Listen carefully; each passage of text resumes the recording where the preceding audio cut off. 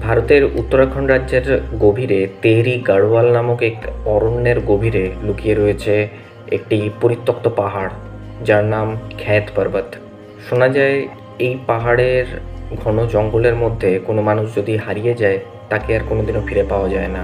আর যদিও বা ফিরে আসে, তাদের চোখে লুকিয়ে থাকে এক রকমের অনিশ্চয়তা এবং বিস্মৃতি, এবং তাদের দৃষ্টিভঙ্গি পুরোটাই বদলে যায়। স্থানীয় বাসিন্দারা মনে করেন যে এখানে বাস করে পরীরা, যাদেরকে আঞ্চলিক ভাষায় আঞ্চারি বলে জানা হয়। শোনা যায় এই পরীরা নাকি একসময় ঠিক মানুষের মতোই ছিল, কিন্তু তাদের নাকি একসময় জীবন থেমে যায় প্রেমে পরিণতি না পাওয়াতে বা অকাল মৃত্যুতে। এখন তাদের আত্মা পরিণত হয়েছে পাহাড়ি পরীতে। খ্যাত পর্বতের চূড়ায় অবস্থিত খটকাল মন্দির, এখানে মা দুর্গার পুজো করা হয়।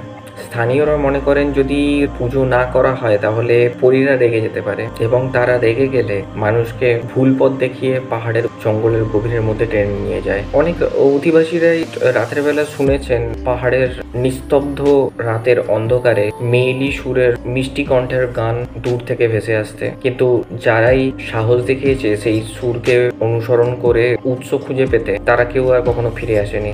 আর যদিও বা কেউ তাদের মধ্যে ফিরে আসে, তাদের চোখে লুকিয়ে থাকে এক অদ্ভুত দৃষ্টি। দেখে মনে হয় যেন তারা নিজেদের কিছু অংশ পাহাড়ের সেই গভীর অরণ্যের মধ্যেই ছেড়ে দিয়ে এসছে, বা বলা চলে নিজেকেই হারিয়ে ফেলেছে।